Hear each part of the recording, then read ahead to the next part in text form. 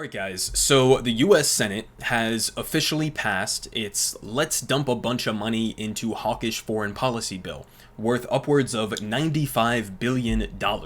So here from the BBC, they say the $95 billion for Ukraine, Israel, and Taiwan faces an uphill battle in the House, where basically Mike Johnson, under the directives of Donald Trump, who was initially opposed to this sort of package deal with this aid as well as the border package and all of that, he has basically said that he is opposed to trying to further this bill in the House. So it's up in the air whether or not this is actually going to get through the entirety of Congress, but it did manage to pass the Senate pretty overwhelmingly by 70 to 29 vote margin. Now, most of those votes against this bill were Republicans who, in many instances, didn't think that this bill went far enough on like support for Israel or Taiwan, or who were against it along the lines of further aid to Ukraine. The only three Democrats or democratically aligned senators who voted against this were Peter Welch from Vermont, Jeff Merkley from Oregon, and Bernie Sanders, of course, again from Vermont. So the two Vermont senators doing a pretty good job representing in this instance. So it has $60 billion for Ukraine, $14 billion for Israel's war against Hamas, they say here, and $10 billion for humanitarian aid in conflict zones, including in Gaza. So a couple things here. First off, to say that this is $14 billion for Israel's war against Hamas, I mean, just statistically, looking at the overwhelming majority of those people who have been killed by Israel in Gaza so far being innocent men, women, and children, I think that you should really be saying this is $14 billion for Israel to continue what even the ICJ, the International Criminal Court, or a court of justice found to be a plausible genocide. That's what we're talking about here, the slaughter of innocent civilians inside of Gaza. So that's what this money is going to be going towards, as well as the billions that we already give Israel on an annual basis. And then the $10 billion for humanitarian aid in conflict zones. And now this does include other conflict zones like Sudan, for example.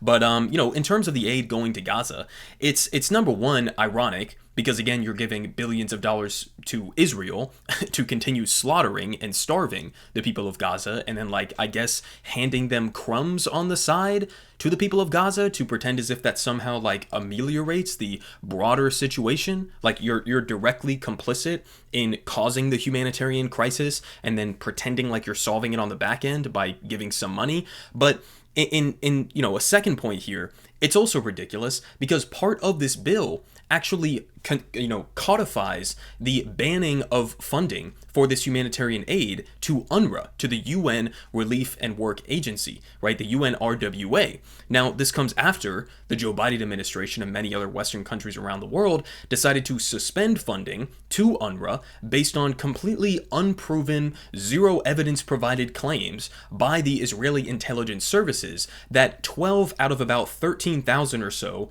UNRWA employees inside of Gaza in some way, shape, or form participated in October 7th, right? So a handful, there's allegations, unproven allegations, that a handful of UNRWA employees may or may not have participated in October 7th in some way, shape, or form. And the US, as well as all these Western governments, okay, in Western Europe, including, Germany and the UK, etc., they immediately cut off aid based on those allegations. But Israel, the IDF, they can commit an endless string of war crimes in broad daylight for over 100 days at this point for everybody to see. And not only do we not cut off aid to them based on more than just mere allegations that are unproven, but documented evidence, but we actually increase aid to them by billions and billions of dollars. That is the message that the United States Senate just sent as a part of this, right?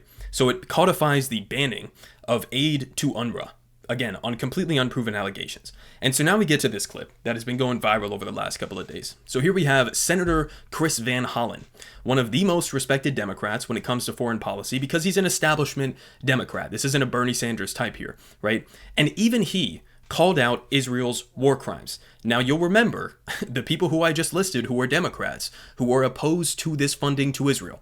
Now, this guy was not on that list, but let's go ahead and hear what he has to say here. Madam President, I want that to sink in. Kids in Gaza are now dying from the deliberate withholding of food. In addition to the horror of that news, one other thing is true. That is a war crime. It is a textbook war crime.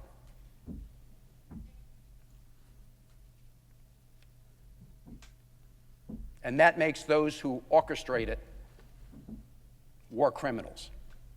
Correct. Yes, that is objectively accurate, right? Now, I saw this clip initially, and I almost got my hopes up. I was like, wow, even this establishment Democrat type figure here is willing to call what the IDF, what the Israeli government is doing, a war crime, but is also calling out Joe Biden and anybody else who is facilitating aid to Israel as they are committing these war crimes. He said that they're complicit in war crimes, right? That they are also war criminals because they're helping to facilitate said war crimes. And then I found this out. As pointed out here by the sometimes helpful community notes over on Twitter, Senator Chris fails to mention that after this rousing speech, he voted in favor of sending more arms to Israel and completely cutting off funding to UNRWA. So this man just stood up on a podium and said essentially the implied message that if you are continuing to give weapons to this country that is committing war crimes on a regular basis, then you are complicit in those war crimes, but I'm still going to vote for the bill anyways, right? I mean, what are we doing here? What are we doing here, guys? And the bill, again, cutting off funding to UNRWA. You just said yourself that children in Gaza are starving to death at this point, but you're signing on for a bill that is going to worsen their starvation. I mean, try to make it make sense, guys. Now, again, getting to some other clips here that have been floating around over the last couple of days. This one was absolutely wild. Here from John Kirby, basically saying that the IDF is somehow a more moral military than the United States military, which is just phenomenal for so many different reasons. Let's watch this. And for months, we have heard people at that podium talk about the civilian death toll is too high. It was too high, 5,000, 10,000, 15,000. Around 28,000 people have been killed. What does the White House base the assessment that Israel is receptive to its concerns? As I said, we have seen them take actions, sometimes actions that even I'm not sure our own military would take, in terms of informing civilian populations ahead of operations, where to go, where not to go. They have taken steps. Now, obviously, those steps, while noteworthy, haven't been enough to reduce the civilian casualties, which is why the president spoke so forthrightly about it yesterday. Okay, so a couple of different things here. First off, President Biden didn't speak forthrightly about this. He said, quote, Israel's actions have been a little over the top. That's what he said. Okay, that's not forthright about anything, as well as him going behind the scenes and giving every single thing that Israel wants to do with absolutely no strings attached. So that's number one. Number two, to imply that the IDF is doing things that your own military wouldn't do in terms of, protecting civilian lives is a remarkable thing to say, number one, about your own military, basically implying that you are somehow more brutal than what is arguably the most brutal military on the face of the planet right now, that has been massacring vastly disproportionate amounts of innocent men, women, and children, that has been obliterating civilian infrastructure for over 100 days straight now, to somehow imply that because they do these door knock or rooftop bombs before they go and obliterate an entire apartment block, or because they tell people to flee the entirety of the Gaza Strip, that somehow means that they are a moral army? I mean, it's just utterly ridiculous. That's what he's saying here, right? Oh, the IDF is moral because they tell civilians when they're going to bomb any given region of Gaza, and therefore the civilians have time to get out of the way. I mean, it's just utter bullshit, guys. What have we been talking about relentlessly throughout the entirety of this offensive by Israel? Okay, they started out in the northern portion of Gaza. They forced 1 million people in Gaza to flee to the south, and they said the south is going to be the safe zone. Oops, never mind. Turns out after we flattened the entire north of Gaza to the point where it's now utterly unlivable, okay, now we're going to Khan Yunis in the south of Gaza. So now that safe zone that we told you all to go to because we're so moral, now we're going to bomb that. Now we're going to invade that. And then now that you've squeezed over 1 million people into just Rafah in the very southern portion of Gaza, where hundreds of thousands of people are essentially being forced into a giant open air refugee camp, some of them living in tent cities essentially. And now Israel is launching that offensive into Rafah, but tacking onto it, well, we're trying to evacuate Rafah, and that somehow makes them moral. Moral in what way? That they are willing to ethnically displace, they're willing to do an ethnic cleansing before they drop all of the bombs on innocent people's heads? Is that what we're saying here? I mean, there's nowhere else for the people in Rafah to go. There's nowhere left inside of Gaza that has not been targeted and obliterated by the IDF. But somehow he has the nerve, the audacity to come out here and to say that the IDF is so moral that they're taking actions that even our own military wouldn't take. I mean, just absolutely pathetic. And again, this is paired. I mean, this is a recent report that just came out yesterday. The U.S. won't punish Israel for Rafah operation that doesn't protect civilians. So, I mean, this is the whole Biden approach to Israel and their massacre on the people of Gaza so far. This is it summarized in the entirety, right? Because initially they said, well, we don't think Israel should go into Rafah. We think it would be a disaster. And then we said, okay, well, maybe they can go into Rafah, but they need to have some sort of a plan for the innocent, Palestinian civilians there. And now they're saying, well, even though we said those things before, we never said they couldn't go into Rafah. And, there's not going to be any consequences if they don't have a plan in place to protect the civilians that are in Rafah. So if there's no accountability at any stage throughout this entire process by the United States on Israel, then anything that you say about caring about Palestinian civilians or wanting to urge Israel to protect more Palestinian civilian lives is utterly meaningless. It is just virtue signaling to try to deflect accountability and responsibility for your own complicity in what, again, the ICJ, the highest court in the world, that is the US and Israel are signatories to, found was a plausible genocide. You are just trying to deflect. And we also had this here again from John Kirby, this absolute ghoul, who it seems like the White House is so proud of recently over the last couple of months that they're promoting him to an even greater spokesperson position. And this clip was also amazing. Let's go ahead and watch this real quick. I want to make it clear here. This is a sovereign nation. They plan their military operations and they conduct their military operations and they make the choices. It's not like we give them a homework assignment and they have to then turn in their plan to us for grading. We have said that from our perspective, as a friend of Israel and as a supporter of their efforts to defend themselves, we would expect that any plan for going into Rafah would properly account for the now more than 1 million civilians that are seeking refuge down there. Okay, so again, we don't give them homework assignments, right? If the message here is that Israel's a sovereign country, they conduct their own military operations, what do we have to say about it? Then stop giving them weapons. It's that simple.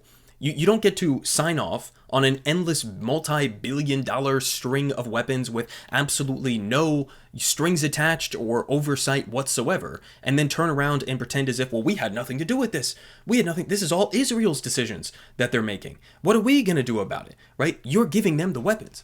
If the United States of America gave a legitimate threat to Israel that if you do not do X, Y, and Z, then we are going to cut off the weapons, then Israel would immediately change course. It's that simple. But when you have the U.S. Congress and the U.S. President who are signing off on everything that they do and ensuring and promising that not only will they never be punished for any sort of actions that they take, despite whether or not it's completely against what the United States is claiming that they want, but on top of that, you're also giving them billions of additional dollars, right, as a handout to continue doing exactly what they're doing, then surprise, surprise, they're not going to fucking listen to you. They're going to do whatever they want. They're going to continue doing what they want.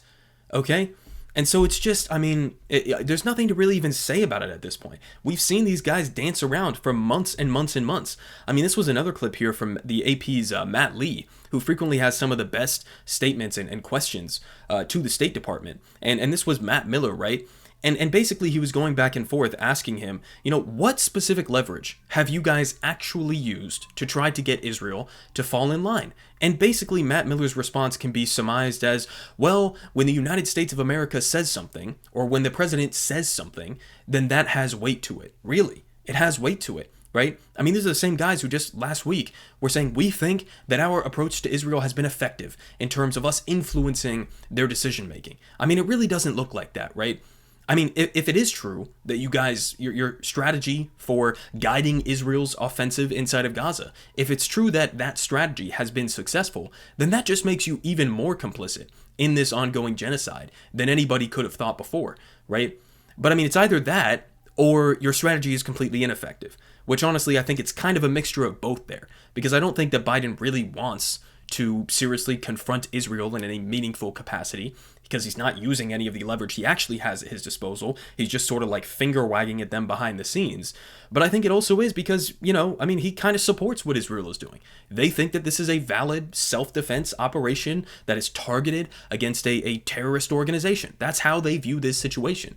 even if 70, 80, 90% of the people who are being killed by Israel are innocent civilians, even if Israel is going in and doing controlled demolitions of university buildings, even if they attack hospitals and schools and mosques and churches and refugee camps and everything else, right? Even if they're accused of doing field executions of innocent civilians, right? Or that story I covered the other day of Hind Rajab, who was brutally killed in a car in Gaza City by the IDF and was desperately trying to plead for help to come from the Palestinian Red Crescent. And then Israel, guess what, targeted and bombed the medics who had coordinated previously with the IDF who were trying to go and save her, right? I mean, when you're doing shit like that out in the open on a regular, repeated basis, how is anybody supposed to believe that you're deploying leverage to rein in Israel? You're doing the opposite of that. I mean, again, here, the president has talked about over-the-top indiscriminate bombings. Is there anything that there would be any consequences? Would the U.S. policy change, or is it support no matter what? And again, he says we want to make sure Israel can continue to defend itself. This is not self-defense. It's not self-defense. Point blank, period. I mean, straight up asking the question, would there be any consequences? Is there anything that Israel could do that would possibly change U.S. policy? You know, I mean, what are you supposed to say at this point? Could Israel drop a nuke on Gaza? Then would it change U.S. policy? I mean, I think if you even asked him straight up that question specifically, he would probably still say the same thing. We believe they have a right to defend themselves. Okay, so what does that mean? With no constraints whatsoever, with no guidelines in place in any way, shape, or form? I mean, that is effectively what they're saying here. And I also want to make the point of, like, you know, when Joe Biden comes out and says that Israel's offensive has been over the top, or early on during their offensive when he said they were engaging in indiscriminate bombing, well, what does that say? What does it even say when the White House or Joe Biden himself, they come out and they say that, you know, there have been too many Palestinian civilians who have been killed? Or as Matthew Miller or John Kirby say, right, well, we think that we have an influence over Israel, but sometimes it doesn't go far enough in terms of protecting civilians. Well, what is the implication of that? If even you, the closest ally, the biggest bootlegger, the biggest defender of Israel, say that they're not doing enough to protect civilians, well, what does that say? It means that they don't care about protecting civilians, right? And it's just a contradiction there that they seem to not be able to wrap their minds around. You cannot possibly say that they're engaging in indiscriminate bombings and then also follow it up by saying, well, they're doing things to protect civilians that even we wouldn't do. So what are you saying? You guys are worse war criminals? You guys are more bloodthirsty, genocidal, fascist freaks than even Israel is? Is that the point that you're trying to make? Is that the argument? And I mean, on top of all of this, as the famine continues to get worse inside of Gaza, you know, I talked about this statistic many times before, but it still blows your mind, right? The UN has a 1 through 5 roughly categorization of starvation, okay, amongst the world's population. 80% of those who fall into the worst category, category 5, are inside Gaza. 80% around the world are inside Gaza right now. And in the meantime, the US government was trying to pressure, apparently, behind the scenes, Israel to sign off on getting a bunch of flour to the people of Gaza. Now, this already is kind of problematic because it's like many of the people in Gaza don't have even wood to burn to be able to cook flour in any meaningful capacity. Israel has been bombing bakeries since the beginning of this offensive. So even what they would do if you allowed the flour in, you know, is debatable. But it's better than, I guess, eating grass and other things that the people of Gaza have been having to scrounge together if they can possibly find anything, right? And so you have this massive deal. Oh, Bibi promises Biden that he's going to allow the flour into Gaza, and now you have this motherfucker, Finance Minister Bezalel Smotritch, who is now blocking a U.S.-funded flour shipment to Gaza. Because why? Because it was going to go through, apparently, the UNRWA, which the U.S. is cutting funding to based on unproven, zero-evidence allegations against UNRWA, which even if those allegations were true, it would be equally as insane to cut aid to the only organization that is capable of delivering aid to over 2 million people in Gaza who are in desperate need of this kind of stuff right now. And so he's blocking this aid shipment into Gaza of just flour. Just flour. That's what we're talking about. Okay? And so this brought up a different point where apparently the United States the Biden administration is actually secretly investigating behind the scenes whether or not Israel is committing war crimes or violating international law.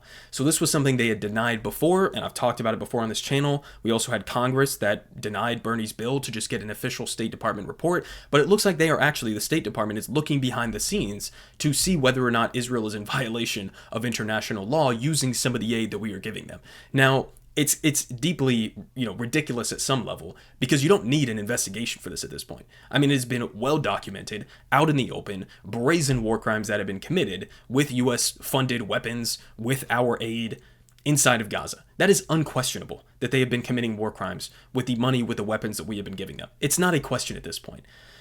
But you're doing this investigation, and it'll be interesting to see how this plays out, because if they do come to the conclusion that Israel is in violation of international law, or that they're committing war crimes, it is against U.S. law under the Leahy Act to provide weapons to a country that is using them to commit war crimes, to violate international law. So it's completely illegal, not just from an international perspective and like the ongoing ICJ case and the implications of that with signatories like the United States to prevent the possibility of a genocide. It's not only illegal under international law, but also U.S. domestic law under the Leahy Act. Now, it was also pointed out, and this is something I didn't even know, by Van Hollen, where the same guy who we just listened to, who was saying, supporting Israel is like a war criminal thing to do and then voted for it anyways, right? But he also says that there's this thing called the Foreign Assistance Act that blocks security assistance or weapons to countries that hinder the delivery of U.S. humanitarian aid, which is exactly what we just talked about Bezalel Smotritch doing, and which is also exactly what the Israeli government broadly and the IDF broadly have been doing since the beginning of this war. I mean, guys, I read one report the other day that said there's an average of 50 trucks a day that are getting in to Gaza right now, if that. Okay? Now, before October 7th, when Gaza was already facing a deep crisis, before any of this military operation started, they were getting hundreds of trucks on a daily basis. Now they're getting roughly about 50 a day, if that. And so Israel is clearly blocking the amount of aid that is capable of getting into Gaza. They're holding up these trucks. They unpack everything out of the truck. If they take issue with a single speck of dust that's in the back of that truck, then they make them remove all of it, put it back in, and send them to the back of the line, right? We've covered this relentlessly. So it's in violation, U.S. aid to Israel, of multiple different domestic laws as well as international law. And it may actually make us directly complicit in the genocide case that is being brought by South Africa against Israel. So, I mean, it's deeply fucked up in so many different ways. And in the meantime, I mean, we still have, guys like John Kirby, guys like Matthew Miller, who are totally soulless ghouls and goblins at the State Department, who I really hope cannot sleep at night. Because I don't know how a human being could possibly look at what's happening on the ground, especially with the enhanced level of information that they have the ability to get behind the scenes in terms of the catastrophic humanitarian crisis on the ground in Gaza right now. I don't know how you can fucking sleep at night. I don't know how you can go back and see your own family while you are continuing to support what Israel is doing right now. But somehow they can do that. Somehow they continue. Somehow they continue to spin game every single day. And they're able to go on with their lives, right? And so, I mean, even senators who are willing to call Israeli forces war criminals, even they will still turn around and vote for $14 billion in further aid to Israel, as well as an addendum that cuts further aid to the people of Gaza. I mean, it is just such a sick fucking joke. And I'm not even going to get into the Taiwan aid or the Ukraine aid, because that deserves, honestly, its entire own video. But I mean, it's just, honestly, I'm glad that many of these Republicans, for all of the wrong reasons, are going to end up hopefully rejecting this aid because it didn't go far enough, or whatever the case may be. It pisses off Trump or whatever. So I hope that this aid package does not pass. And, maybe that'll end up being sort of like a silver lining. But, this is what in some cases bipartisanship gets you. So whenever you see headlines, by the way, and this is how the media covers it, whenever you see headlines of, oh, there's a new bipartisan package, whether it's on, hawkish foreign policy items or whether it's on the border, whatever the case may be, bipartisanship is not always a good thing. In fact, in many cases, the most bipartisan bills that get through our broken and decrepit and corrupt Congress are often some of the worst things.